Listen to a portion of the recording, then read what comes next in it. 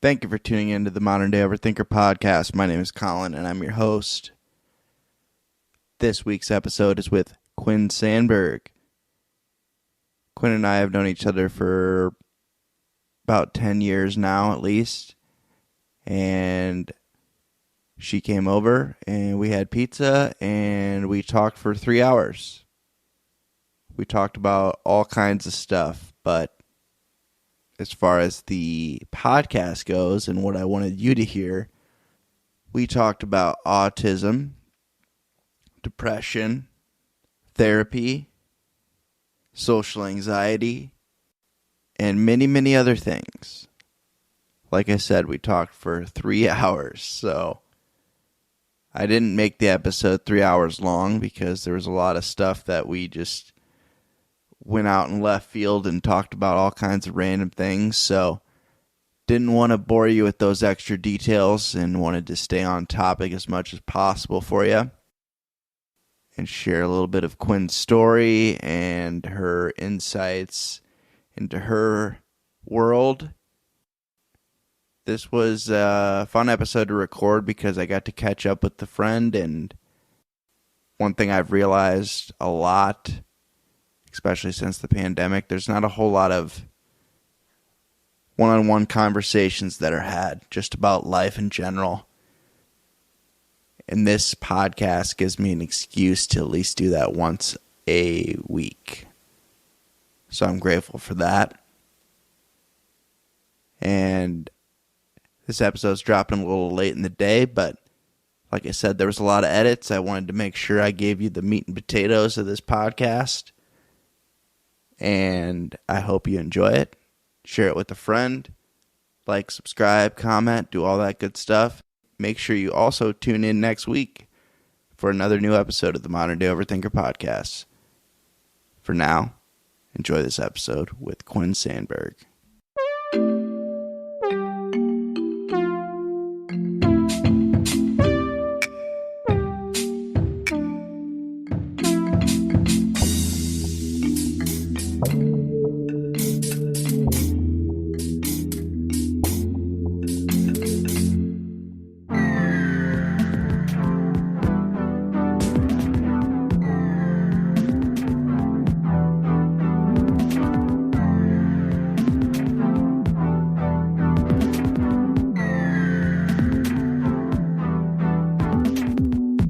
Quinn, how are you?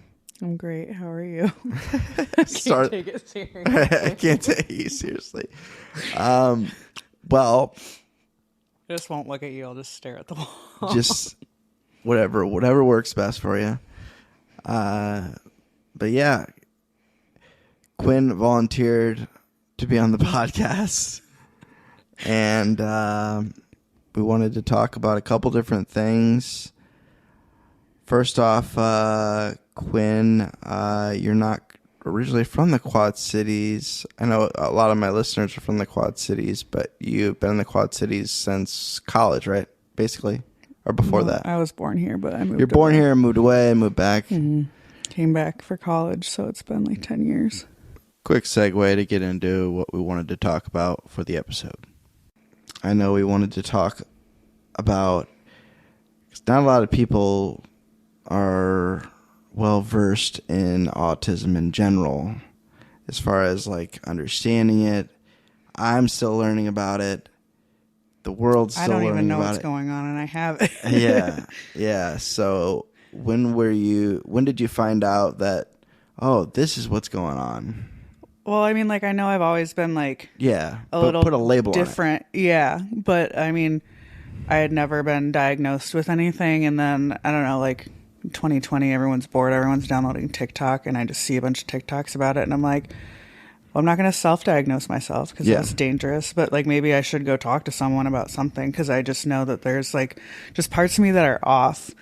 And so I found out last year, actually, is when I finally decided to go get checked out.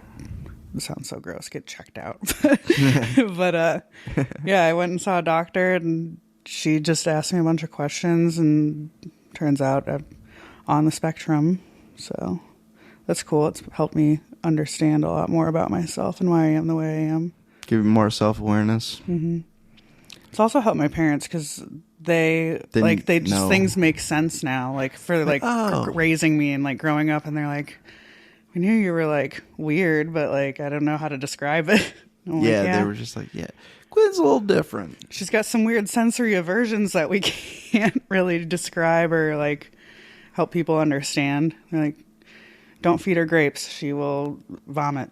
Doesn't like the texture. Oh, it's like weird stuff like that. Like I've got a lot of really extreme sensory aversions that. What are ones besides grapes? Well, like, okay, so we were talking about winter coats earlier. Yeah. Like I can't have anything that's like too constricting on my body. Like it makes my skin crawl almost. Like it's weird. And then it's like a sensory overload. I feel like I need to have like flowy clothes on. Like I've always worn like super large t-shirts and sweatshirts. I don't know if you've ever noticed that, but I never have anything tight on. I don't know. It's like weird. I didn't know stuff that there was a reason behind that. Well, though. yeah. Some people wear. I know, but like it just makes more sense now. And like, but it like tight clothes distract me so much that I like can't pay attention to other things going on because I'm constantly picking and stretching them out and everything. Like, it's too much. Do you have anything with like claustrophobia type thing, or is that really. what you could compare it to? Not, kinda. I mean, I could compare it to that, I guess, but I'm not claustrophobic. You're like, not, I mean, like, I fly all the time. I don't mind like people being like that close to me and like in a tight space like that. Like elevators don't bother me or anything. Like it's like just physically touching my skin. It's like the skin, like texture thing almost. Got it. Are there certain materials you stay away from? Or no? Not really, but I mean, like most people, I like softer things, but like there's nothing that I'm like, I cannot wear that material. Okay. And then there's like a lot of like foods. Or like textures of foods that I like really don't like my body, like it won't allow me to swallow it. It's like, don't like that, spit it out. Okay. And it's like most people, if they don't like something, they can just like move past it. But for me, I'm like, nope, can't do it. So grapes are definitely one of them. What's another food? I don't know. It's hard to think of on the top of my head. I guess like really dry bread. Okay. Like I don't like anything that's like dry or scratchy. Okay. Yeah. I don't know. It's hard to think of. I just know what I like and don't like, I guess. I really like crunchy foods. Okay. That's your go-to. It's very soothing. Crunchy foods. Mm-hmm. Are you a big ASMR person? No, I feel like that's weird and it freaks me out. It freaks me out too. Thank you. All right. That's good. That's good. I guess I start like tapping the microphone. Like, it's so gross. It's so weird. But they're so popular on TikTok. I know. I don't know what the draw I is. like satisfying stuff, but not that. I like me a good like a good remodel of something, or like somebody. There's this. Have you seen the this Irish dude that does tools? I can't remember what his name is on TikTok. Not only does he redo tools and like refinish them, like he finds like old like an old saw and like takes the rust off of it, redoes the handle and makes it look like new. That's satisfying to me. And also he has the coolest Irish accent, so it's like double the satisfaction. Double the satisfaction. And he just seems like a nice lad because he says lad a lot. My TikTok's all like organizing, cleaning hacks. You told me once that your For You page is all fridge organization. Yeah. I do there's a lot of that too. Organization. It's because I try to motivate. It's to help motivate myself. And it hasn't helped a lot. It's helped me a lot with like cleaning hacks and like being more productive while cleaning, because I feel like I like focus on like one thing for way too long. And then I'm like, well, I haven't really gotten anything accomplished, but I have like gotten rid of all the dust on this shelf. There's not one piece of dust left. Yeah. Like just hyper fixate on it. But so I don't know, my TikTok's good with like cleaning hacks and stuff like that. Keep me on task. And like people rip on TikTok, but the For You page is very scary, weird, like inaccurate. Mm-hmm. And I have 3 different ones, so I have 3 different For You pages that are almost all the same now. because they figured it out. Yeah, they're like, this is the same person. It's the same dude. And it's not like I have it on there. I have 3 of them because I'm just like a weirdo, but but since I do comedy, that one's more just like me. Mm-hmm. Modern Day Overthinker one is me, but it's more serious me and talking about like issues and what's going on in my head. And then there's the hip hop one, which is I was doing really. That one has the most followers, and that's the one I was doing the most because there was producers and like other artists that would be like, hey, duet this and rap like 8 bars or 16 bars or whatever. I'm like, oh, I can do that. I can't write a song to save my life right now, but I can do that. Yeah, just like a couple seconds worth. You're like, I got this. I can hammer this out real quick. But yeah, so I did a lot of those and I developed quite a following because of that. But then I fell off that. And then I was like doing comedy and it's hard to juggle that stuff because I feel like the 3 topics aren't really that related either. So I want to intermingle one or the other with Modern Day Overthinker.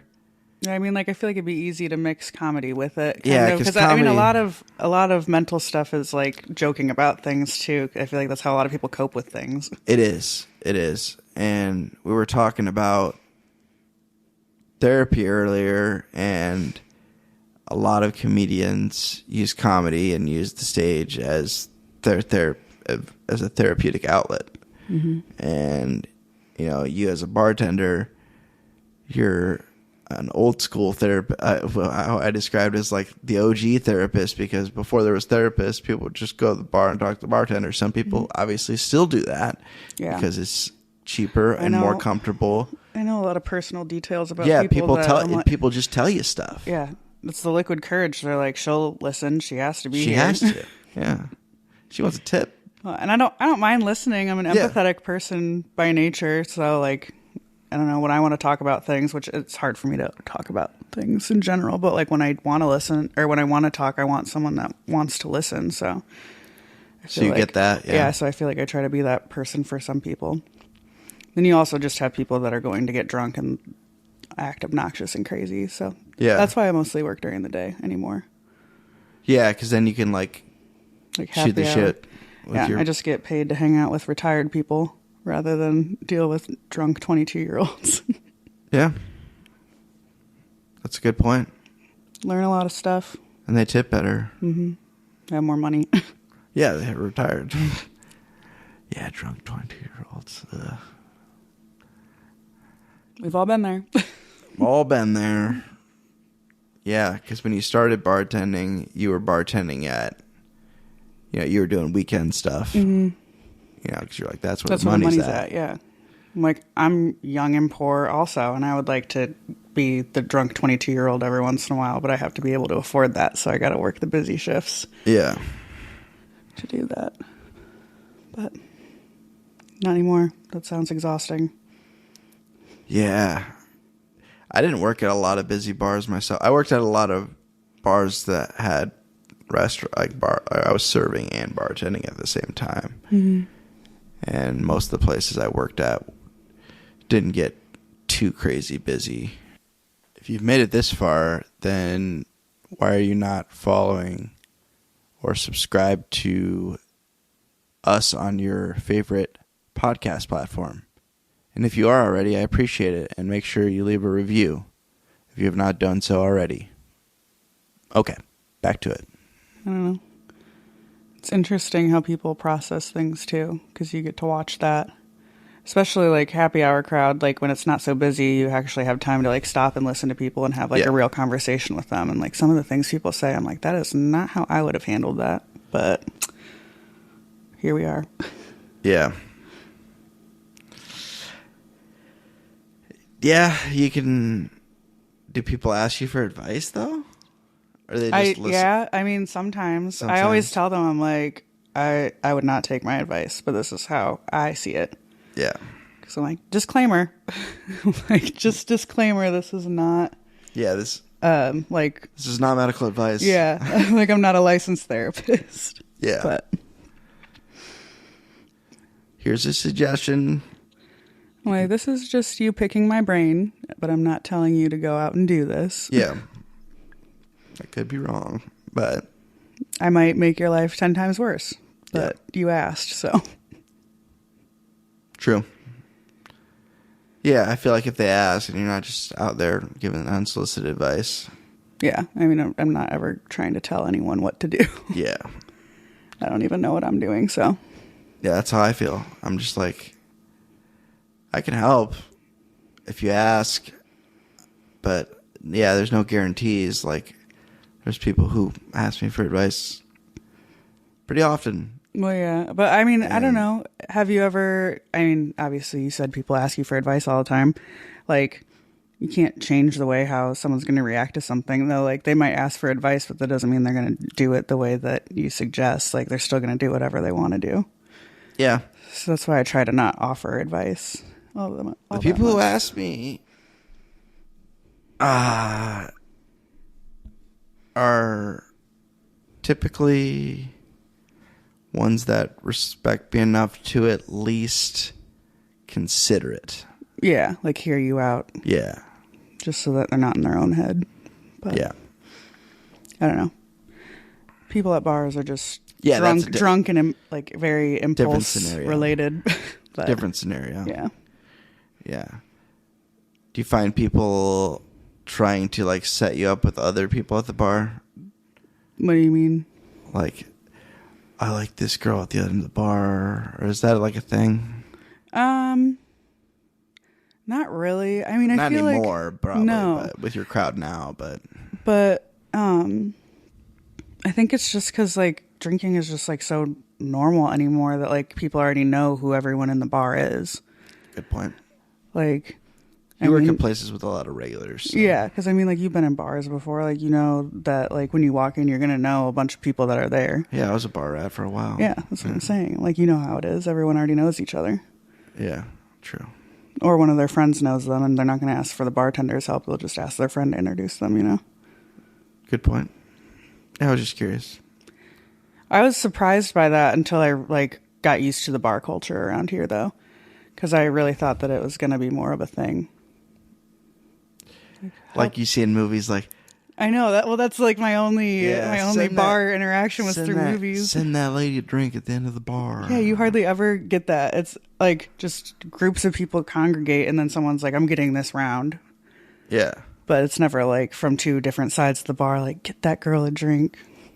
Yeah, chivalry's also like pretty much dead. So, yeah, at least around here, it's you're not going to find it at the bar, that's for sure. I feel like anymore, if like someone wanted to like buy a girl a drink and like do it like they do in the movies, she'd be like, weirdo. She'd be like, ew. Yeah, ew, creep. Yeah, ick. The icks TikTok. Yep. I keep seeing that trend. I'm just like, some of these making are... my palms sweat talking about it. Some of these are really cringy. A lot of them are, actually. The expectations are so different now. I don't know. Yeah, like when it comes to what women want out of a relationship and what men want out of a relationship, it's tough because I feel like people have unrealistic expectations and they forget like this person's a human being. Like, they're gonna have some flaws. They're not gonna be your cookie cutter person. You mean I'm not gonna find a guy straight out of a Nicholas Sparks novel? No. Okay. I mean, you might. I don't know. Shit. And it hasn't happened yet, so. Hasn't happened yet. I guess I won't hold my breath. Yeah. I mean, don't settle just because you haven't found that, but I don't know.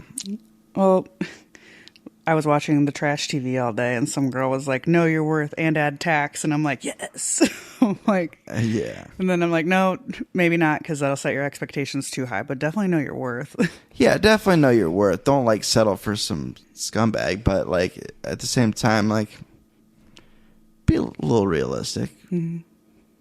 There's like a fine line. I don't know. Yeah, because I've definitely caught myself settling for less before, and I've I also feel like caught people do it out of loneliness. They're yeah, like, I do it out of this is loneliness. just I've all I'm also gonna get. I've also caught myself having ridiculous expectations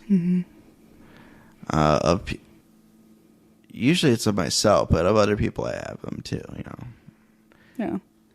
I don't know. I feel like 90% of the time, mentally, I have like really high expectations, and then I always find myself like settling. And I'm like, why do I do that to myself? Like, it's like I hype myself up, and I'm like, this will do. Oh, for men? Yeah. Oh, and you're just like, they like me, I like them. That's good enough. Yeah. Or just, yeah. Like, I feel like I have like all these boxes that I want checked just for like a partner. And then I'm like, he made me laugh like twice, so this is it for me. We're in love. We're in love. I'm like, I need to focus. I'm like a little squirrel out here. Yeah. I can't focus. Yeah, and I guess we talked about that earlier. As a bartender, obviously, and you get hit on quite a bit. Mm-hmm. I think it's just like overwhelming for my little peanut brain. Yeah. It's like I can't sift through all of them. Yeah. So what do you just kind of like, how do you approach that? Obviously you don't want to be an asshole. Yeah, I mean, I want... politely ignore people. Yeah. And if they're like persistent enough, then I'm like, okay, we can be friends. We'll start from there. And I feel like that's how a lot of like my friendships with men start. And I'm like, maybe I should stop meeting men in the bar.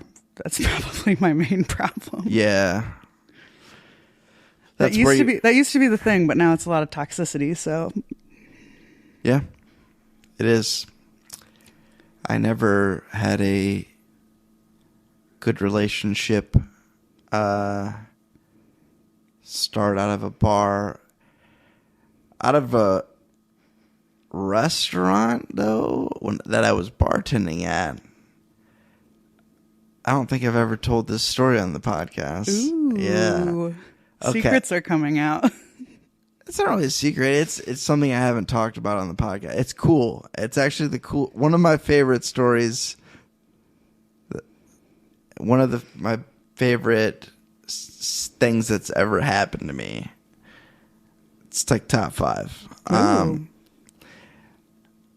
Especially when it comes to dating. I don't have a lot of cool stories when it comes to dating.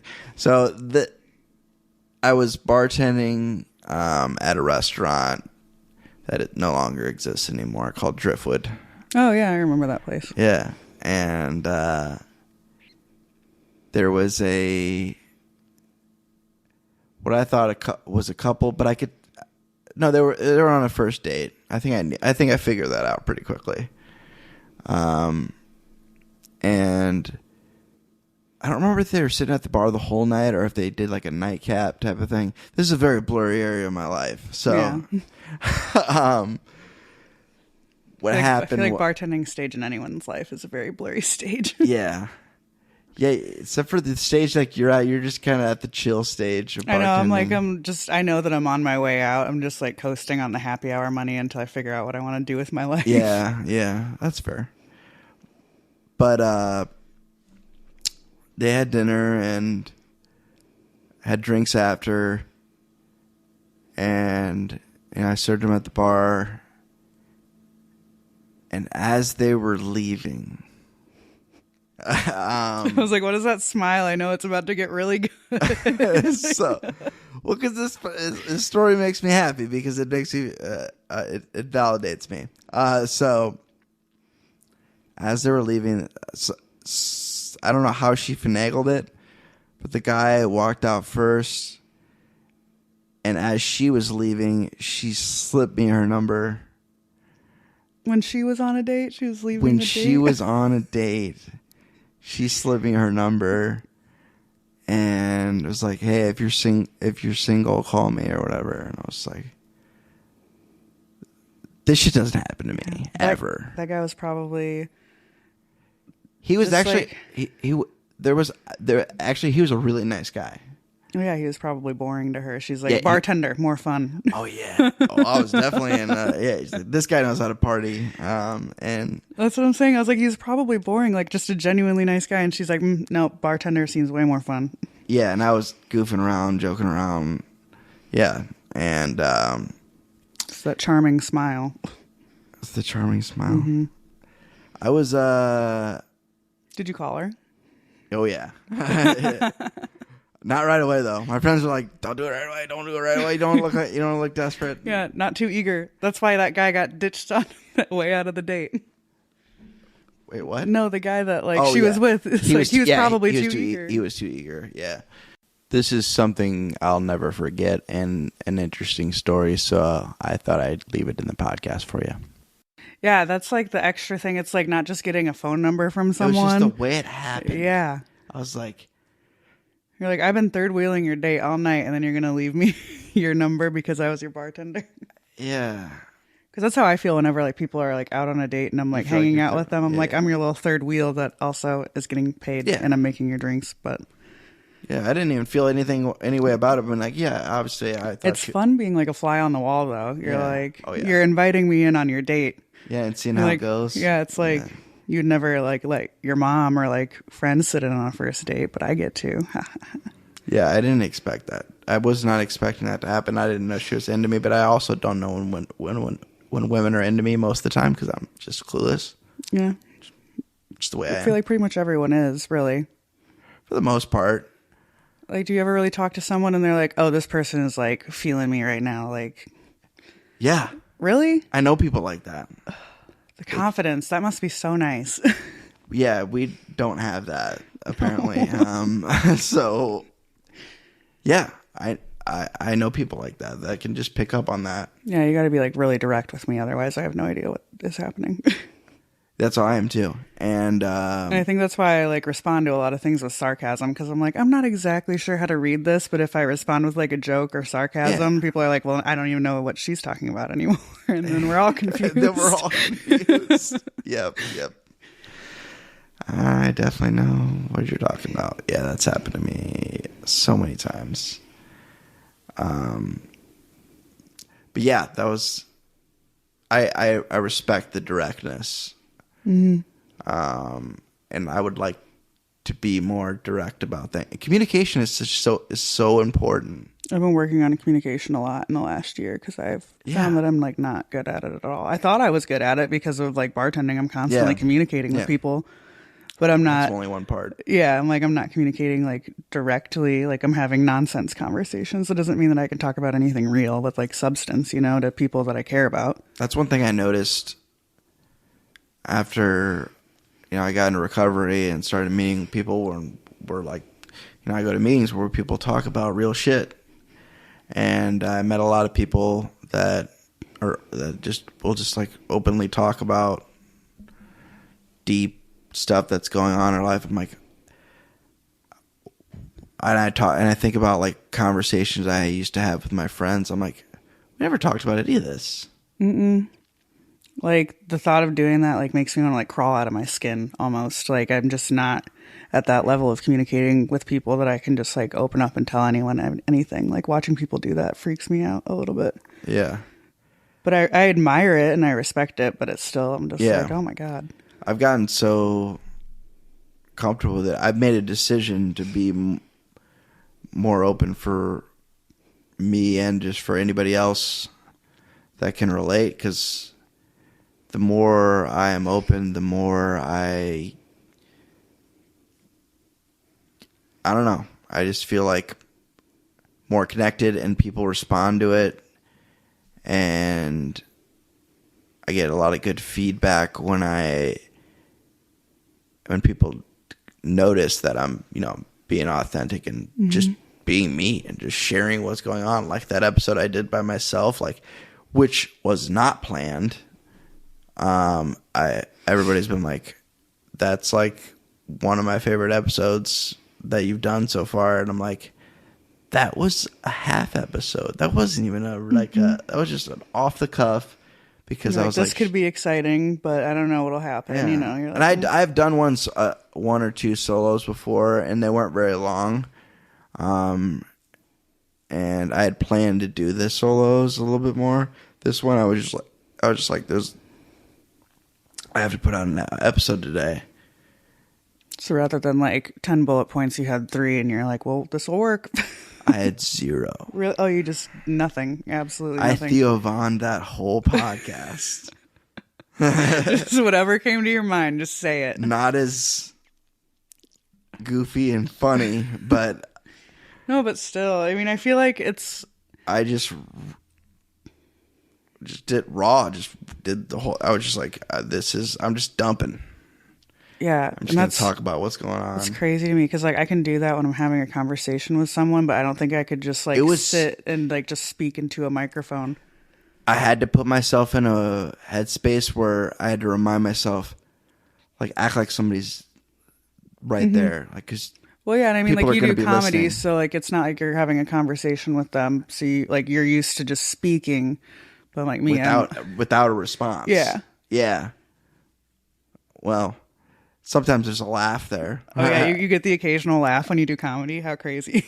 Yeah, it's nice. I think you're funny. Thank you. When it actually, yeah. There's times where it's like, where you are just talking to yourself. Do you ever have the jokes that you're like, this one's going to land for sure, and then it's just silence? Yeah. Oh, yeah. God, that would just shatter me. It's the worst. I think I would just immediately melt into a puddle, like out of like a sci-fi movie. It's like, the worst. Nope. Or just you don't time it right, or you're at the broken saddle and nobody's paying attention. Because everyone there is broken sad. Yeah. That's why they have to have comedy nights to up the morale in there. Well, the thing about the Broken Saddle is, and I will always have respect for the Broken Saddle because I've done so many open mics there, and it really helped me get better and become a better comedian and get my reps in practice. But it's people love their karaoke there. People show up early. It's like shoulder to shoulder. They show up early, and we're bar. interrupting karaoke. Yeah. Yeah. No, it's like a real deal. What? Like they do the karaoke. I can't remember if it's on Fridays or Saturday nights. They almost do it every day now. Yeah, but it's like one of the weekend nights where it's already busy in general, and that place is like and it's shoulder to shoulder, and I'm like, I don't even want to be here because it's already like I don't like being like touched like that. Yeah. Like in the summer, I was there, and it was like the hottest day of the year. It was a Saturday. It was miserable, and their AC was out. Nope. I was outside most of the time because it was like. By the time it got to be nighttime... If I was the bartender, I would have walked out and been like, sorry, don't need the job that bad. Yeah, I don't like being hot at all. It's uncomfortable. Yeah, like especially like sweat. It's icky. Well, you said you like to hang out by the pool, though. Oh, yeah, but part of my body has to be in the water, keep me cool. Okay. Mm-hmm. So you don't just straight up lay out? Oh, God, no. That's so hot. Sweaty. Icky. Okay. Slimy. So you're not a sauna person? No, definitely not. I feel like I'm going to have a heart attack every time I get into a sauna. I've tried to like it. Like, I do try to like things. Like, I don't just write something off after one experience. Like, I try things multiple times. But yeah, sauna, I'm like... I try to try things that like I don't think I like once a year, like coleslaw is another, because we were talking about foods earlier. Oh yeah, I want to like coleslaw. I should like it on paper. You did do a post about coleslaw on Facebook. I would rather fist fight a gorilla than eat coleslaw. Yeah, I was like, what is her beef with coleslaw? Because every ingredient in it I love. So on paper I would love coleslaw. Hate it. The combination of them together. Yeah, and it's like. It just reminds me of like the juices at the bottom of a dumpster, kind of. Yeah. Which is weird because I love everything in it. I should never think of it like that, but that's how it. Disrespectful. Yeah. I'm sorry. I'm just kidding. I don't love coleslaw that much. I like it, but also I'm very particular about it. Yeah, I know a lot of people that are like, you just haven't had the right coleslaw, and I'm like, I've tried so many. There's some bad slaw out there, that's for sure, but. If you've been in the machine shed, they got some good slaw. I can tell you that right now. I love like vinegary foods, so I should. But nope. But yeah, so sauna I try like once a year. Can't vibe with that. And same with coleslaw and grapes and really dry bread. I couldn't tell you the last time I've been in a sauna. I haven't They don't have. I mean, I go to Planet Fitness. So there's no sauna there. Where do you even run into sauna? The Y? Oh, I don't know. My parents have one in their house, so. Oh, baller. One that never gets used except for me probably once a year when I'm like, I'll try the sauna again. Yeah. We also have a bidet, like a real bidet. A real one. That's like, so it's like a little toilet room. And then it's across you. So you're like looking at the bidet when you're on the toilet. So yeah, it's weird though, because I'm like, that doesn't make sense. Like I like the ones that you get from like the TikTok ads where it's already on the toilet. Yeah. Yeah, you're already there. But I used it once, not after I went to the bathroom or anything. I just wanted to use it. And my stepdad was like, I've never even used that. And I've lived in this house for 10 years. I'm like, then why did you have it installed? You built this house. And he's like, I don't know. It just sounded fancy. Oh, so yeah, I don't know. We have a lot of weird stuff that doesn't get used except for by me out of curiosity. Yeah. The bidet makes sense. Yeah. It makes way more sense than what we're doing now. What I know. I feel like toilet paper is so wasteful. Just rinse it off and call it good. Yeah, it doesn't make sense at all. My buddy's got a good bidet bit where he rants about bidets. He's a ranting comic. He loves to go on a good rant. He's actually I feel like that would be my style. I've got a lot of things. Yeah, this got a lot episode of opinions. will release after the one with my buddy Dana. So I will just say, listen to the episode with Dana because this is coming out after that. Sounds good. And Dana, male Dana, he also rants about his name. Mm-hmm. I feel like I can vibe with him on that because everyone assumes that I'm a boy. Oh, yeah. All the time. Quinn is a boy name, apparently. There's a lot more girls now. Way more. But like when I was growing up. It was a male name. Yeah. Yeah.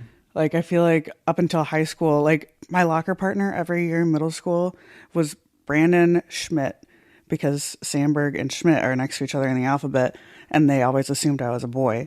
So I had a boy locker partner, but then I would complain and then I got my own locker. So no partner. But at the same time, in the middle school adolescent mind, you're like, this is the worst. They usually paired girls with girls. Yeah. Yeah. Just because like, I don't know, like everyone's kind of going through puberty, like the whole tampon pad situation. Yeah. You're like, you don't want a boy in your locker. That's embarrassing. Yeah, I'd have been like, what? Get this out of my locker. It's gross. Yeah. Ew, she bleeds on those eventually, but they're not bloody yet. Like, why are you so grossed out by it? It's natural. Yeah, I'm talking about young Colin. I know. I'm just saying. I don't understand why people are grossed out by it. I'm not anymore. I'm weirdly like don't give a shit. But I'm also in my 30s now. But like, yeah. But also like, we didn't get a whole lot of information. Yeah, I think it's just because it's also like a sexual organ. Like if girls bled out of their belly buttons every month for like a couple of days, guys wouldn't be as grossed out by it. Yes. It's the sexual aspect on it. They're like, ew. Right. I think that's right. They're like, I stick my dick in there and there's blood in there right now. Yeah. But as you get older, things like that don't really... Well, it's not the end of the world. There's bigger problems. Way bigger problems. Than what's going on anatomically with a girl. Yeah. I'm more concerned on what's going on upstairs. Yeah, you're like, what's happening? Yeah. Can she change a tire? I feel like that's an important life skill. I don't really care what's happening. What are her skills? Like, what can she do? And it doesn't have to be in the kitchen. Can she... But can she make a good sandwich? Because I feel like that is an important life skill. I'm glad you said that. I know. I'm like, I'll throw it in there for you. I saw you thinking it. It is a nice life skill. Who doesn't like a good sandwich? I can make a good sandwich too, but I also used to work at Jimmy John's, so Oh, there you go, sandwich artist. You're up on that level now. Well, Subway was the artist. I was just I was a driver. But you had to. I had to be on the line too. That's fair. Did you drive freaky fast? Oh yeah, I took it to the zipping around. I took it to the extreme. I blew stop signs, and I remember not often, but sometimes, like if I had a bunch of orders, I was like, I don't want to, obviously the quicker you get there, usually the better tip you get. Yeah, because people are hungry. That's why they're ordering. Yeah, exactly. So I remember one time there was It was an intersection. I can't remember exactly which one. It was probably like near Gaines. And I just straight up blew through this stop sign, and I saw this cop. And a lot of the cops ate at Jimmy John's. God. And I don't know if he did for sure, if he was one of them, but he looked at me and he like threw his hands up. And it's like, what the hell, dude? I don't know. If I were you and I would have got pulled over, I'll be like, do you see this sign on the top of my car? Like, do you know our slogan? We are freaky fast. I didn't get pulled over, and I just shrugged. I just like shrugged. I was like, what? Freaky fast. Point at the sign. You know the drill. Yeah. He got it. Well, whatever. Yeah. But speaking of freaky fast, I know Jimmy John's delivery driver. He's one of my regulars at a bar that I used to work at. And so now when he like delivers my sandwiches to me, he will like stop and hang out and talk to me for like 5 to 10 minutes. Cause I'm ordering it like to the bar for me to have my own lunch. Yeah. And so he'll like stop and hang out and talk. And I'm like, aren't you supposed to like be getting back to work? Like the whole premise of Jimmy John's is being fast and now you're keeping other people waiting. He's like, it's fine. It's fine. I ran into a dude, and I went on a rant on Twitter about it. Oh boy. Yeah.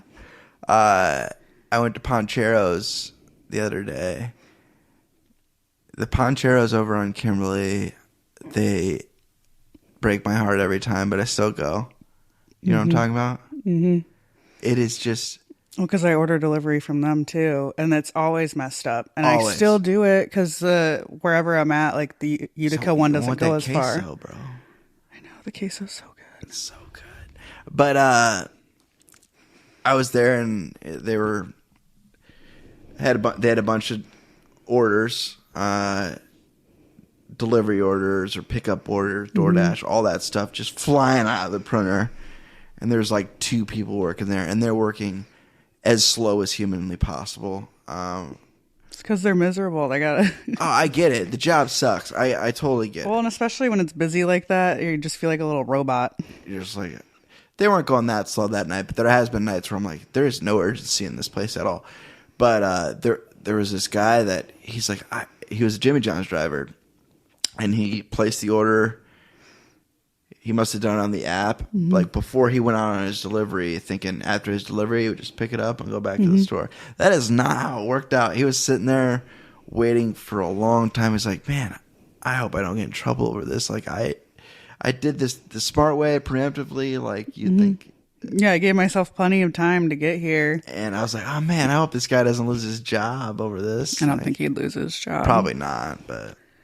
They might be like, don't do that ever again. He had to wait for quite some time. Yeah, because obviously they knew he's going to come back with food unless he's smashing it all in the car.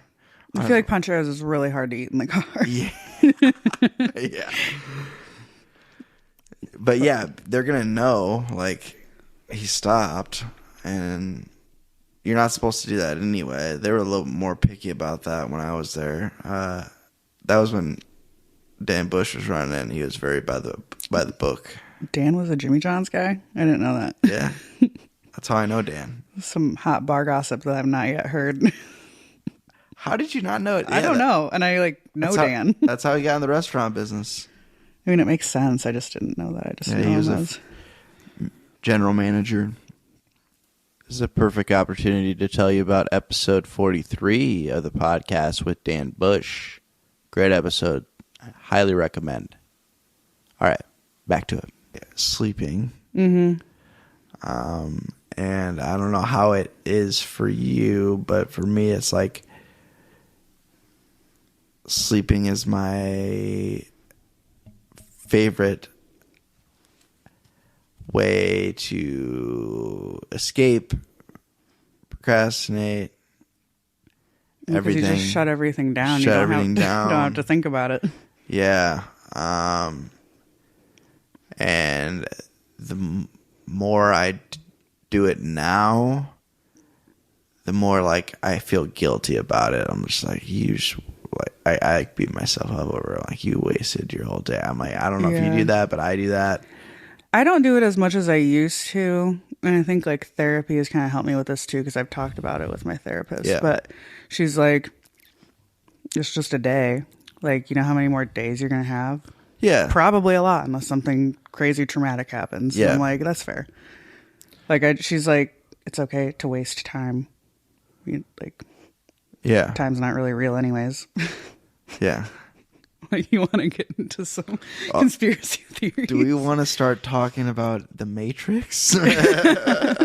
Another tangent? Do you want to get on another? Yeah. But, no, I don't know. She's just like, don't beat yourself up like that, because like, what's the point of it? Like, what's Well, yeah.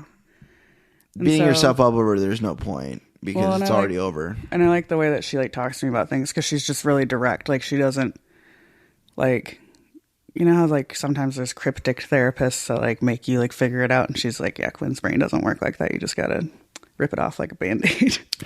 Oh, I know. Because sometimes I like, get on her, I'm like, Carrie, you're being kind of rude, and she's like, okay, but are you gonna take it in if I'm gonna say it nicely? And I'm like, probably not.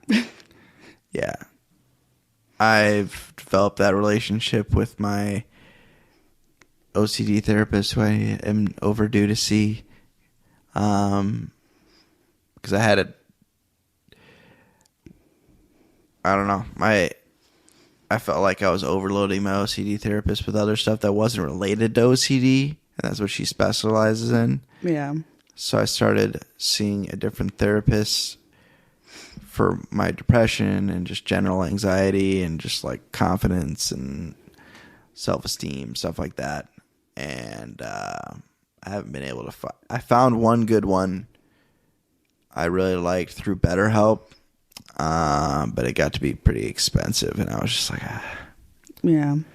I couldn't justify it. Unfortunately, At least you didn't stop like looking for one, though. I feel like it's a big part of People therapy. give You up- have to. a lot of people You're going to give go up. through a lot of duds before you find the person that communicates with you the way that you need. I had a really, really good one in Iowa City, and if my insurance ever changes again, I will definitely go back and see him. I really liked him a lot. But the problem is with me is I start going off on, I'll get super ADD with it and go off on certain things, or I'll start like just shooting the shit with them, and I can easily throw them off. And I don't do it on purpose. Mm. I might subconsciously, or I'll start like using humor to deflect, and which I know you know all about that. Yeah, it drives Carrie insane. She's like, stop that. And I'm like, I don't know what you're talking about. And she's like, that's exactly what you're doing. Yeah, you're deflecting. And my biggest thing is like, so I see her every other week now. I used to see her twice a week, actually, because I just had never really like clicked with a therapist like I did with her in the first session. And I'm like, I got a lot of shit I want to talk about, so you're going to be seeing a lot of me. But it was good. But now in person, right? Yeah. And so now that I'm not there as often, just because I have way less to talk about. Yeah. I just keep like a notebook of things that I definitely want to talk about, because I'm the same way. Like, I'll just start talking about anything. And she's like, is this the best use of your money? I think I'm going to start journaling tomorrow. I've been talking to a friend about it, and I actually have a friend of mine, and I talked about it. I think I talked about it on my solo episode about a friend of mine that we're going to be accountability buddies and like holding each other accountable for stuff, and being more goal oriented. And there's a lot of stuff we both want to get done, and we have some things in common that we want to get done and need to work on, and we have some things that are like he's really good at, and almost like I'm still trying to figure out like what I'm bringing to the table here, because he's given me a lot of good info already.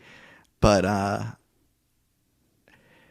he is someone that has a morning routine that he developed not long ago in October, and that's something I've really wanted like to have. I think it would just help me wake up if I could figure out a routine that works for me, because I'm just not a routine-oriented person, but Me I either. feel like if I could find one that works for me, Exactly. then... And he has one. And I don't know if I'll do it exactly the way he does it. Oh, yeah, because, I mean, everyone's It's routine pretty isn't gonna be the simplified, same. though. It's like I have it written down, but like, wake up, he makes his bed every day, which I don't do. I do it really sloppily. It's not like a hotel bed every day, but I feel it better if I at least pull the covers up. Yeah. I've been trying to get better about doing it. I'll not right away though. I think that's a good, and psychologically it makes sense. It's like you're already accomplishing something right away. Mm-hmm. And that's why I'm like, if I can just pull the covers up, that's still like a check mark It's a in win. my, It's a W. in my Yeah, head. it's better than nothing. Shower. I think he makes coffee, and then he does a to-do list every day. He's like, I don't always get everything done on the to-do list, but I just make it. Making the list is already a big Making the deal. list is part of the to-do list from the day before. Basically, is kind of how I described it. But the to-do list itself is a big accomplishment, and then he journals. And he just writes whatever. And My grandma journals like a mad woman. It's crazy.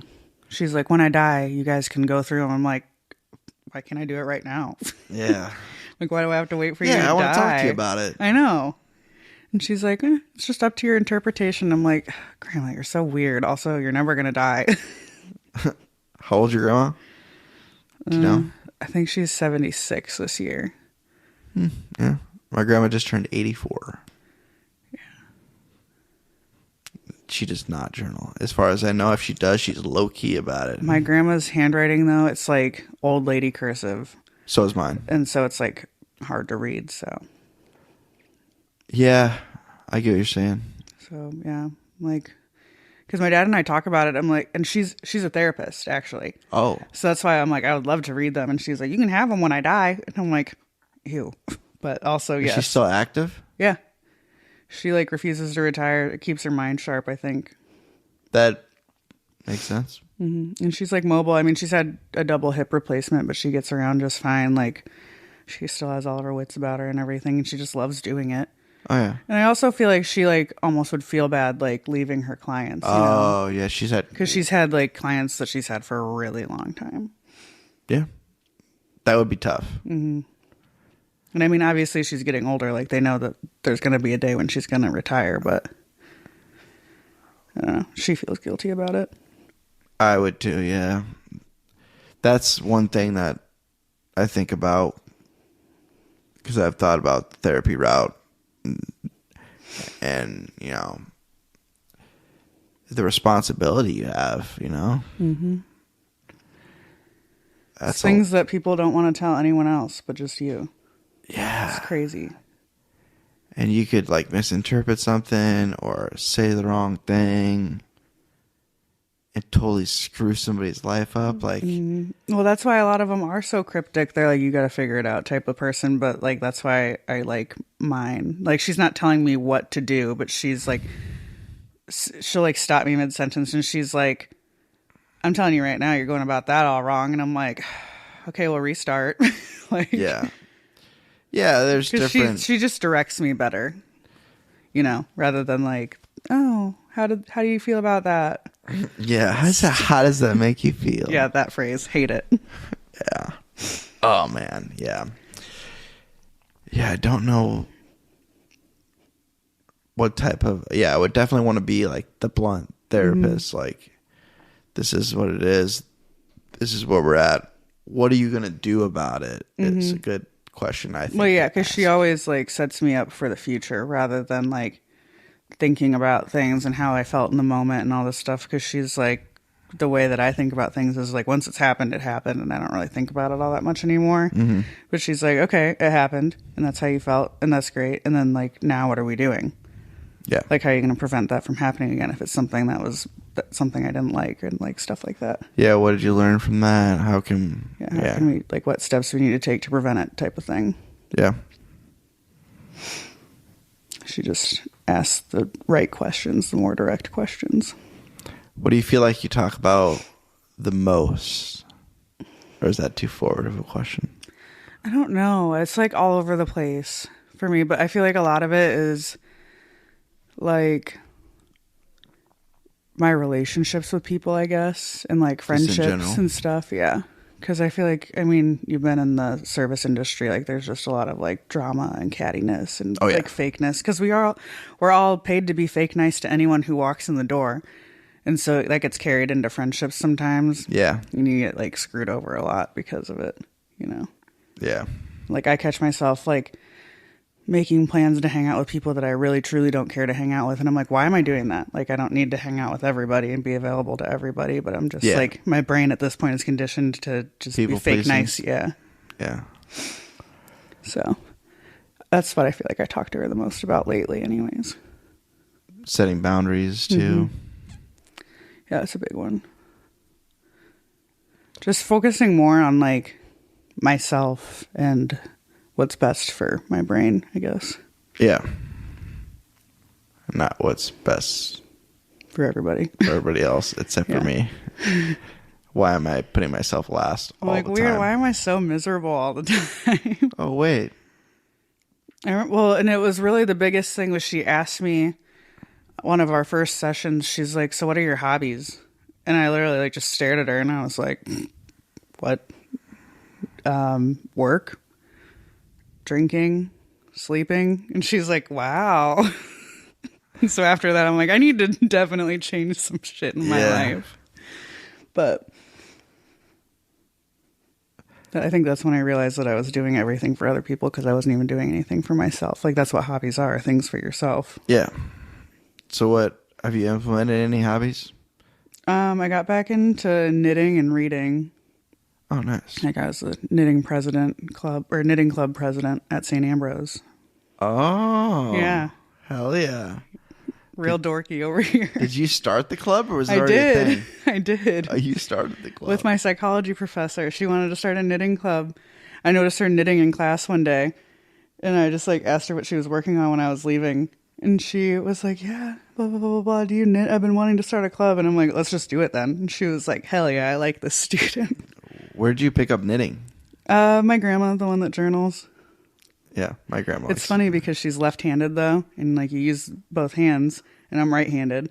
So everything she did, I had to like do backwards. Because I tried to just learn left-handed, but I didn't have the dexterity in my fingers to really do it. And my so I just had to. Is so stupid. I know, it doesn't work. It's bad. My brain's already too stressed out. I can't worry about the left hand. But so everything she did, I just mirrored. And then I didn't really like keep up with it because that was when I was in like middle school and like elementary school and middle school. And then in high school when I moved to Wisconsin my junior year, I picked it up as like a stress thing. And I just like retaught myself on YouTube. And I got really into it. So reading, do you like to read like novels or? Yeah, mostly like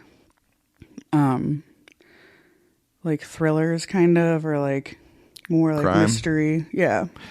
Yeah. I had a short phase where I was into reading novels and like murder mysteries type stuff, and then I got out of it, and my biggest problem is I'm such a slave to my phone. Mm-hmm. Like, I think that's why I like knitting and reading, because I have to use both hands, so like I can't be on my phone at the same time. Exactly. You can't be on your phone while you're reading either, really. Well, that's what I'm saying. Like, you got to hold the book with both hands. So like you can't even have your phone in your hand as a distraction. Exactly. Yeah. My biggest thing with reading is I struggle with, and I think it's an OCD thing for sure, is when I'm reading something, I will space out, or if I space out too much, I will be like, oh, I have to read this again. Oh, you have to go back and reread the paragraph like 3 times. Or I get stuck on my numbers thing, which happens. Mm-hmm. Or I'll have to read it 3 times, or I'll have to read it 4 times, or whatever the number is. Mm-hmm. It's usually an even number, not an odd number. Odd numbers give me the ick. Yeah, don't ever say that again. I knew it was going to get under your skin. No. I could see your like veins popping out of your forehead. Yeah. we then led into talking about my OCD a little bit more and how it works with reading and how I feel like I have to overread and reread things. I get like that a little bit where I'm like, I don't think I read every single word in that paragraph, so I have to start Or I don't over. think I absorbed anything I just read. Yeah. Well, I get like that, but it's only if I'm not into what I'm reading. Because I'm like very into reading, so I feel like I try to... I definitely did not realize it until I started seeing the psychiatrist I'm seeing now, which I've been seeing her for a couple of years. She's like, yeah, you're definitely ADD. I'm like, huh. That adds up. Yeah. I feel like I probably have some form of ADD, but also at the same time, I like focus on things like really hard and then block everything else out. So I don't know. I guess I don't know how ADD really works. I haven't been able to do that. It's like a spaz. I haven't been able to do that for a long time. I think it's like the two things. I just realized that not too long ago that I haven't been able to like hyper focus on something. It usually hits me when I'm cleaning the toilet. I have to like unscrew everything and like get really in there. Okay. That's why I think meditation is going to help me a lot. I'm trying to implement that. That's another part of the morning routine is meditation or prayer or whatever you feel comfortable with or whatever. Yeah, so I'm going to implement that too because I've been wanting to do meditation and I've done it on and off for a while now, but I haven't been disciplined enough to do it daily. Yeah, discipline. Oh boy. Discipline and motivation. Discipline and motivation. My two Achilles heels. Yeah. Yeah. It's like I know it depends on the day for me. Like I'll even have a few good days in a row where I'm like, I'm on it. Then I'll have that day where I'm just like, I don't want to do anything. I hate when that happens. I'll be like on a roll and then I will walk by one of those stupid doorknobs with the long doorknob and like my hoodie pocket or jeans loop will get caught on it and just ruins my entire day, throws off my mojo for the rest of the month basically. Yeah, I know what you're saying. Yeah, I'm like, this is dumb. Oh, the hoodie pocket caught on something? That's the worst. It just like jerks you back. It's just like snatch you back into... Hate it. Yeah. But I've got a nighttime nighttime routine. Like, you have a nighttime routine? Yeah, my nighttime routine. I would like to have that too. He has that as well. So, but I'm like, mornings are just not my strong suit. Mornings have never been my strong suit.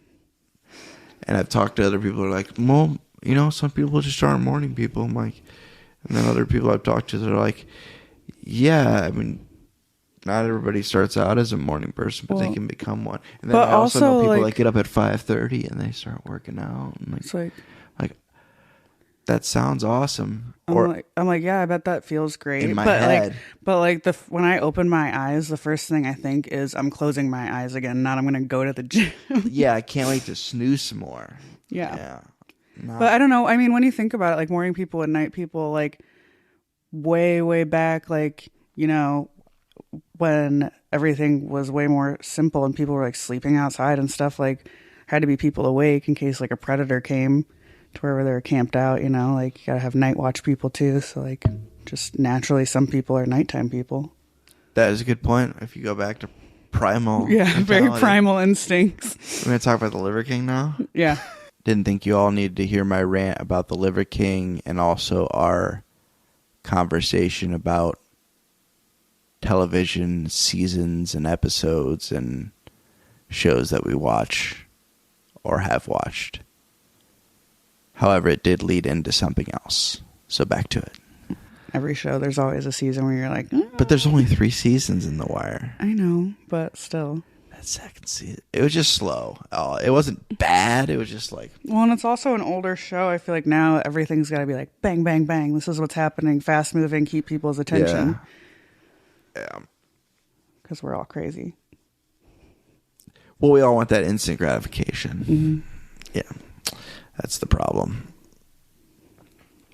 with the phones and yeah, but if I could just night routine would be good. I want to be able he does like it's a friend of mine in recovery, and he does like an inventory of his day and like how he treated himself, how he treated other people, and like reflects on his day like that. Like, and then I think he might do. I don't know if he does reading in the morning or if he does it at night, but I do it at night, and then I get mad if I fall asleep and like lose the page or whatever because I dropped the book. Yeah. It's the worst, but it's better than, in my mind, better than me scrolling through Facebook before I go to bed. Exactly. I'm trying to get away from that. It's tough. I'm addicted to social media. I think bartending really did that for me. I mean, I definitely loved social media my whole life. Oh, yeah. But it's way worse now. You grew up because you're a little bit younger than me, you grew up in the peak of it. We grew up, like, I remember in, like, my freshman year of high school is when Facebook, like, took off. Like, I had MySpace all through middle school, and then freshman year of high school, everyone got a Facebook. And so it's like everyone had to have one, you know, because high school, everything's important. What's popular? It's important. You're too young for Zanga, though. I remember it, though. Zanga was on its way out when I was in, like, 6th grade, yeah. Yeah. I've tried so hard to find my Zanga, I can't remember what it is. It's out there, and I want to find it. I never had one, but I do remember it. Because, oh my God, it would be embarrassing, but also probably I would come up with some good material just to roast myself because it was probably cringy as shit. Just go back through your old Facebook status updates. Oh, I do that, yeah. Mine's a lot of Lil Wayne lyrics. That's respectable. So bad. Or like just some of the really dumb ones I do just share and roast myself. I'm like, Quinn 12 years ago. I've seen that. I Yeah, had no idea. Yeah. I've deleted some. Or like some of the like really cringy ones about like heartbreak and stuff from like being ninth grade. And I'm like, I wonder who that was about. Sounded like my life was about to end. Now I don't even know who it was about. Yeah. Quinn and I may have been living in the same town at the time, but we actually did not meet each other in person. We met each other via the interweb. So here's a little background on that. And then there's Facebook. I never got into Twitter. I still don't understand Twitter, I don't think. Oh. I've gotten back into Twitter, which is weird. I remember following you on Twitter, but like I never really tweeted anything. That's had to be how you found. Yeah. At this point, my cat wanted to be involved in the episode. Unfortunately, she cannot speak very well or speak when spoken to, so we transitioned into talking about depression. Obviously, I haven't been diagnosed with depression, but do you think, it's a little bit of a depression? Well, I mean, I feel like that comes with, like, I mean, obviously, I have abused alcohol as a bartender and, like, just like substance abuse in general. It kind of goes hand in hand with bartending. So that's sure does. That, like, depression comes with that too. So, I mean, obviously I've dealt with it, but I've never gotten like a clinical diagnosis, Yeah. I feel like all those things go hand in hand. So yeah, I've experienced it before. What about you talked about social anxiety earlier. So, you obviously struggle with that. I mean, I feel like everyone kind of has a little degree of social anxiety. Like, mine's not like crippling, obviously. Yeah. But like bartending has helped me get out of that because it's just helped me be forced to talk to people. Somebody. Yeah. Did it heighten during COVID and then coming out of COVID? No, because I never took any time off during COVID because I worked in a restaurant that did carry out. So I was constantly still around people. It was the same like 5 people, but yeah, like my coworkers and stuff. But I don't know. It would be different if I was one of those bartenders that didn't go out and get a different job, that just like sat around for the 2 months. Yeah, when we couldn't work. Were bartenders still getting paid somehow through like unemployment? Unemployment. Yeah. And it was increased unemployment. Yeah, because you got whatever, and then the $600 a week also. A lot of us didn't want to go back, especially me. I was working for cash and collecting unemployment. And I was like, I don't want to go back to bartending. I just want to keep working in this pizza kitchen and getting free money. Yeah. I'm like, you're telling me I can just sit back here and make people food and not have to deal with them? Yeah. But obviously the unemployment doesn't last forever. Yeah. It lasted a while, though. A long time. Thank you for continuing to listen here. Like I said, there was a lot of edits. This transition is into talking about communication. Yeah. I feel like COVID has messed with people's communication skills and just overall. And I feel like there was already an issue with like face-to-face communication. There was COVID has already made it way worse. Yeah. Like it's like twice as bad now. That's another thing. I talked to Dana about this the other day.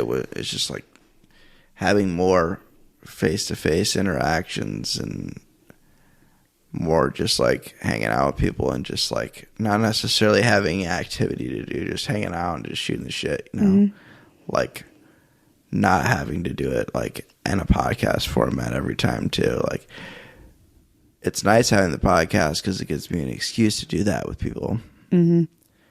It's like phones down, focus. Yeah, like and if I don't talk to genuine interaction, if I don't have a genuine conversation with somebody at all, at least I'll have one a week usually. This week 2, which is even better. It's because I forced my way in here. Yeah, you literally just broke my door down. Just harass you. Let me come in.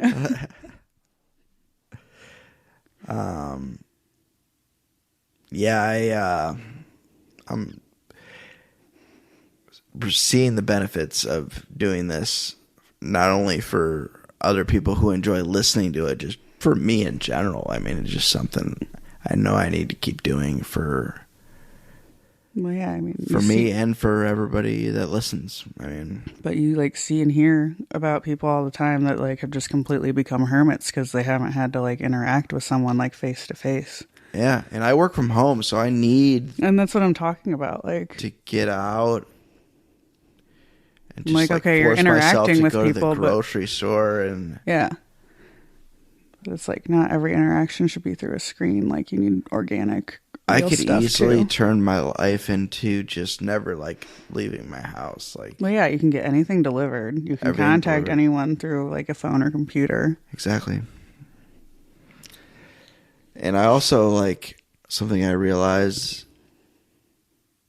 and I've noticed it for a while, but, like, and I don't know if you have too, but, like, you know, I have my own place. I own my own place. I don't have a ton of space, but, you know, I could have a couple people over, or we could just, you know, have some board games, or we could play cards, or just hang out and, like, socialize, like, you've got a good backyard for hanging out in. Like, I do. Summertime. I have a fire pit, and I love fires. I've always liked fires since I was a kid. I was a little pyro when I was a kid. Like, that doesn't surprise me, you psycho. Yeah, I didn't kill any animals though, so that's good. I'm just gonna light things on fire. I just lit a lot of stuff on fire. But yeah, I have. You know, I've worked hard to get to this point, and it's like, why would I not share that experience with others? Like, and but part of it was like, oh, my place isn't clean enough, or it's too cluttery, or, you know, I'd make up all these excuses, or, you know, I'd have to put the cat away because she doesn't like a lot of people, and you can't stress her out. Talk myself out of it.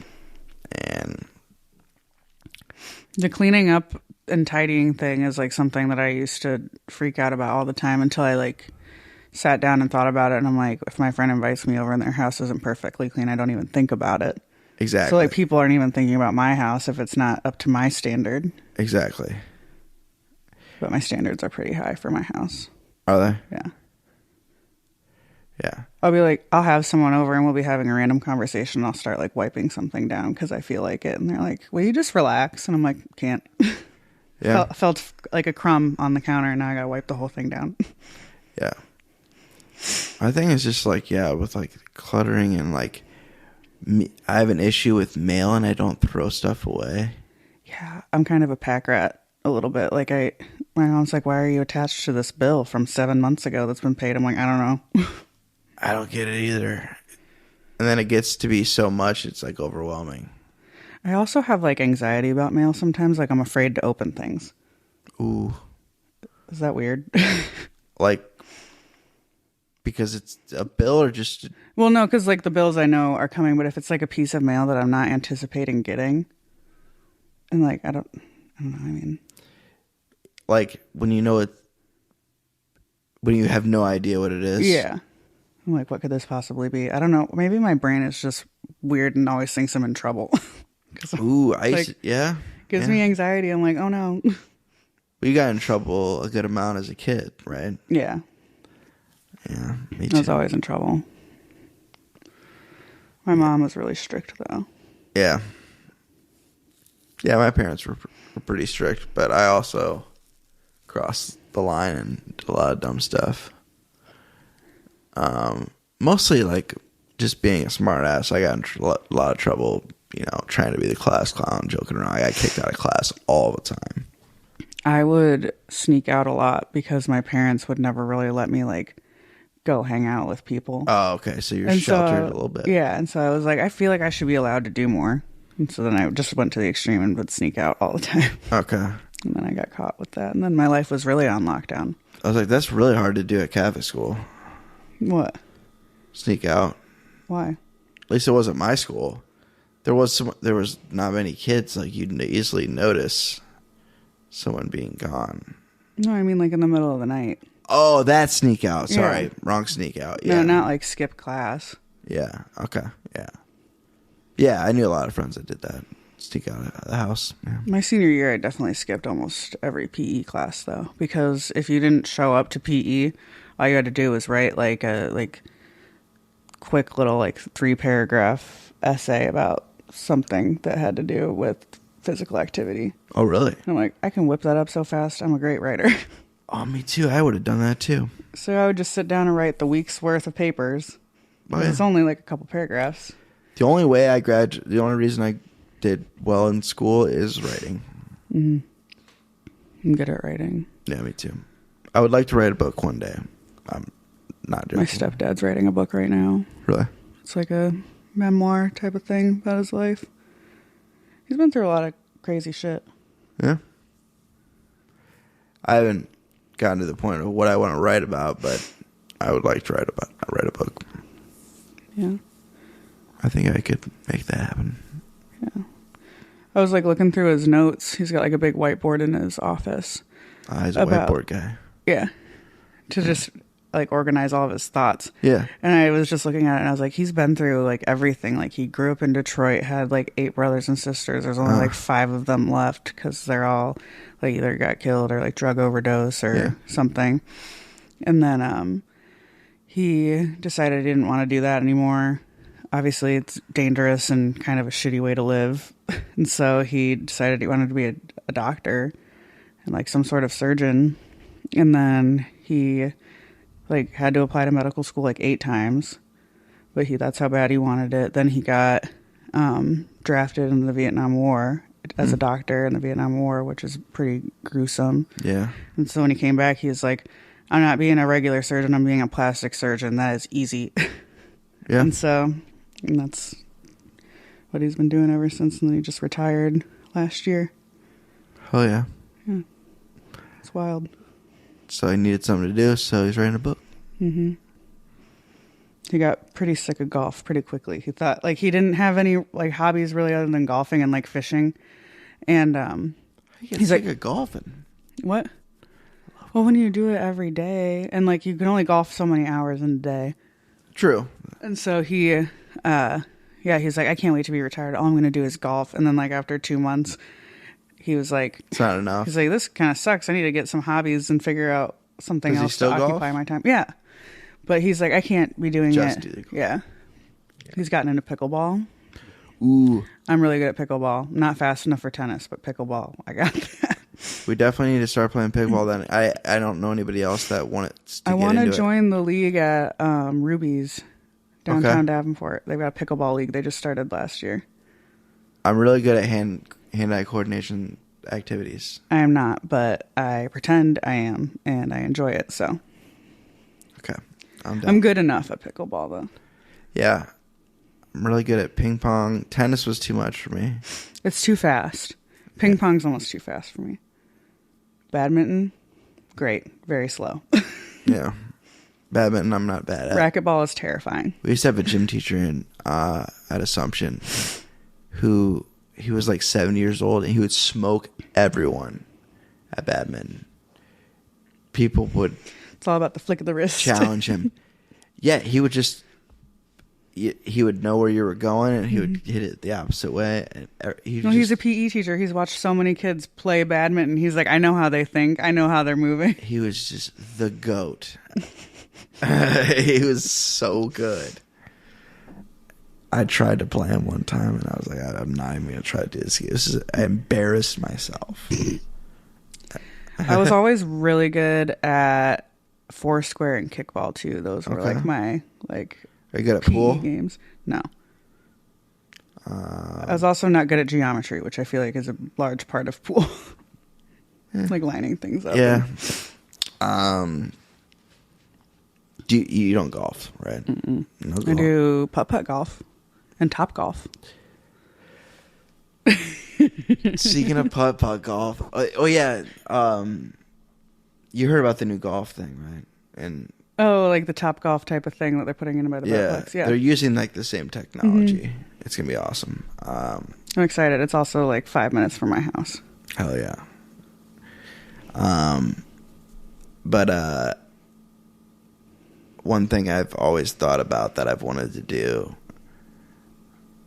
I've been thinking about it for the last probably 3 or 4 years, is design a mini golf course. Mm-hmm. Like, I think that'd be so fun. A ridiculous mini golf course. Like have you ever seen the show Holy Moly? No, but my friend was on it. On it? Yeah, my friend Matt Miller was on it. That's awesome. But yeah, like they're extreme mini golf courses. I wouldn't say he's like a really good friend, but he's a comedy. Mm-hmm. He's another comic that I've met. Oh my god, I need to watch it just because I want to watch his episode. It's fun. Yeah, what's the concept? I know it's mini golf related, but what's like It's just like there's like real life obstacles like coming at your body and stuff. Like it's like intense. Okay. And it's like insane like trick shots and stuff. And I don't know how he got to be on it. It's like Wipeout and putt-putt put together basically. It's hilarious. Okay. But it's still like doable. Like I feel like Wipeout's designed to not be I forgot doable. what Wipeout was. But like the obstacle course where like the big red balls and the things coming out of the wall punching you and everything. Oh yeah. Oh yeah. So like Wipeout's designed to not be passable, but these are. It's just really intense mini golf. Yeah. It's fun. Yeah. If anybody watches that show, watch the Matt Miller show episode. I don't know. It was not that long ago that it aired. I know that. That's his claim to fame so far. Guest on Holy Moly. Yeah. I'll have to look it up. Yeah. I gotta find the episode. Where can you watch? Can you watch that on I have it on Hulu. Hulu? Yeah. Not Hulu Plus, just Hulu. Yeah, just plain Hulu. Okay. I have Hulu. I'll find it on there. Yeah, Matt Miller is a good guy. He's a goofball. I know a guy whose family was on Family Feud. Oh, really? Yeah, he said it was terrifying. Really? He's like, Steve Harvey's just so big and so loud. Yeah. He seems like a good guy, though. Well, yeah, he's like, I had fun, but like just his presence is intimidating because it's really intense. Okay, yeah. And I'm like, yeah, I'd be sweaty. Very sweaty. You got to be quick. Well, yeah. Yeah. Yeah, he's like, I just feel like I was saying the dumbest things, but it's because you're just like the whole like opulence of all of it. You're just Yeah, you're being filmed, all the lights. yeah, starstruck basically. He's like, yeah, I just said some. She's like, I used to watch Family Feud to make fun of the dumb answers until I was on it, and I just froze up. Yeah, you're on the spot. I don't think anyone really needs to hear about different TV shows, things of that nature, so I cut that out. Like I said, this would have been a very long episode if I would have kept the whole thing. All right, back to it. We talked about some of the stuff you're working on, but what's something you're really hyper-focused on trying to get a better grasp on lately? Probably what I want to do with my life work-wise, because like I said earlier, I'm already like noticing I'm on my way out of bartending. Like I know that's not a forever thing, and I'm starting to get burnt out. So, but I've never actually like sat down and thought about what I want to do. So, well, you've talked to me about the whole coaching thing. Yeah, but you're kind of on the fence about that. I'm just like not passionate about it enough, I don't think. Yeah. Like I feel like once I like stumble across something, I'll just like know. I'm like, yeah, this is what I want to do. So I went to school to be a doctor, and look at how that turned out. Yeah. How far did you get? Pretty close to graduating. Bachelor's? Yeah. I have like, I think 8 credits left. Oh, really? Yeah. Like I was so depressed. I was like, I hate school. I gotta be done. And then I haven't gone back. So I was like going into their PT program at Ambrose. Yeah. That's a really good program, I've heard. Yeah. Not for me. Wouldn't know. Yeah. Well, then you found out you were going to be touching people a lot. Yeah, it makes me really uncomfortable. Yeah. I remember you telling me that. Yeah. Yeah, that's a big part of it. Yeah, it's the whole thing, pretty much. Yeah. And it's weird because I try to explain it to people about the touching thing, and they're like, you hug your friends all the time. And I was like, well, yeah, because I'm comfortable doing that, but I don't want to move someone else's body, especially if like they're not a person that I particularly like, because you're going to have clients you don't like, obviously. Yeah. Yeah, it's inevitable. Yeah. That's the thing about... And it's hard, though, because it's something that I think I'm going to have to get over, because like anything else, like job or career-wise that interests me involves like touching someone somehow. Like I really think that doing hair would be really interesting, and I think I would really like that, but I'd have to get over my fear of disappointing someone potentially with them not liking or loving their haircut, and then also I'd have to be touching their hair. So comes down to like how bad do I want whatever it is, I guess. Yeah. And same thing with like, thought that being like a chiropractor or like massage therapist could be cool, but I just don't think I'm like that hands-on of a person. That's real hands-on. Yeah. Yeah. Because I think that it's interesting, and like I think that the human body is really interesting, but yeah, I don't know. I like the idea of it more. I'll probably just become a PE teacher so I can wear sweatpants every day. I feel like I could teach only at a college level. I like little kids, and little kids like me, but I think it's because we think about things the same way a lot. Yeah. Yeah, I couldn't do it. I can do like, I feel like I could do well like doing like a big brothers, big sisters thing where like one-on-one and helping a kid out that way. But yeah, like a group of them.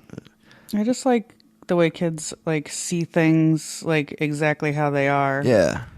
Yeah. Because that's like how I see things, kind of. Like I would like to have a kid on the podcast, but that's... You want me to find you one? It's a weird ask, you know? I can find you one. Like, hey. Get my nephew on here. He's got a lot to say. Yeah? Mm-hmm. How old is he? I think he's 11. That's not... Okay. So, like, old enough to, like... Old enough to have his own have thoughts. Conversations, yeah. His life's crazy. The youngest guest I had on here was, like, 21, 22, maybe. It'd be cool to have someone like a high school level. What? It'd be cool to have someone like a high school level. Yeah. Yeah, definitely. I don't know if my cousin Emma would do it or not. She also is like super down to earth and chill and like not like I was in high school. Yeah, I imagine you being a little crazy. Like you said, like class clown. Like, just always got something smart to say. Always. And I would, would love the attention that would get me, Well, yeah, you get a reaction out of all your classmates, obviously. It was huge. Never got me out of the friend zone, though. That's one of my favorite jokes. That is a good one. That is a good one. It's so easy and it's so like relatable to a lot of people. They're like, not everybody's been like frequently in the friend zone, but most people have been in that situation in their life where they really like somebody and that person is just like, nah. But I'll still be your friend though. And then there's always those. I feel like that's sometimes even like worse. Sometimes don't tease me like that. Sometimes it is. But then other times it's like I'm just happy to be around you, but sometimes I'm like it's too hard for me to hang out with you. Yeah. I get that. All right, we're getting towards the end of the episode here where we talk about therapy. So how long have you been going to therapy? Did you do it when you were younger? Mm-mm. No. It was right around the same time that I went and saw my doctor about my autism too. It was that I did that first. Okay. Or you saw like your regular doctor about that? Yeah, because I just didn't know who to go to, and yeah. so like the next time I had like a regular checkup, I was just like, hey, how do I do? I have a little autism here. Yeah, I was like, how do I get like a mental eval? Yeah. That's fair. Yeah. Because I was like, I don't know if it's like ADD or like autism or like something else that's on the spectrum, but like there's something going on. Like I just feel like things should be clicking a little bit better for me at this age. And she's like, no, that's pretty normal. Yeah. But that's the thing about it is it is such a broad spectrum. Like, yeah, there's some like really low functioning people and some really high functioning people. So I'm like more on the high functioning end, obviously, but yeah. I feel like the whole world is learning more about that. Well, yeah, because it used to just be so black and white, like you said earlier. Yeah, just you were or you weren't. That's it. Yeah. I feel like everyone kind of to a degree has like some level. Yeah, I feel like but it's like it's comforting knowing like where at on that level you fall. Yeah, it's good to know like where you stand and where yeah, makes you feel less lost. Mm-hmm. I don't know. So about 2 years then for therapy, yeah. And you're doing twice a week for how long? A year? No, that was like maybe 6 months. That's still. Then I just went to like once a week, just because I felt so much better already just by like talking to her so much. But then I started kind of like once she was like up to speed with like my life and everything, I cut it back because that was like when I got the diagnosis is when I cut back as well because I was like I already feel like so much better just knowing this about myself. And so then I went to once a week for like another 6 months, and now it's every 2 weeks. I just feel like the last year of my life, nothing's been super crazy, so. Yeah. I also feel like that's when I started having a bunch of changes happening in my life, though, so it's like positive changes and stuff. What's some examples of that? Just like distancing myself from like the toxicity around my workplace and everything. And I don't know, I bought a house, so I want to take care of it and just stuff like that. Just you want to be more responsible. Yeah. I want to start acting more like an adult. Yeah. We all get to that point where it's just like it's not that time. Yeah, the party's over. Yeah. And it's like not even fun anymore. Like you're not even that interested in the party part. It's like it's a Friday night and I'm sitting on your couch at 11:56 p.m. Good point. Wild night, drinking milk, eating pizza. Shout out to Terrific Pizza, though, because it is pretty terrific. That's good. Pretty impressed. Need to talk to him about mushroom. What? The good old pepperoni mushroom combo. Yeah, that's a good combo. Need to talk to them about their marketing, though, because more people need to know about them. They have punch cards. But they do have punch cards, which is smart. I think every business should have some type of loyalty program. It is a good idea. Laminated punch cards, too. Also classy. Ooh, that is nice. Very, very nice. I did tell them I'd be back, and the customer service was good. Appreciate that. Maybe I'll start doing pizza reviews. Well, that's the end of the episode with Quinn Sandberg. I appreciate you tuning in, and maybe I will do some pizza reviews, probably on my comedy page, though. So check out the comedy page, cstrayjackcomedy.com. But in the meantime, be on the lookout for episodes every Monday of the Modern Day Overthinker podcast. Love you.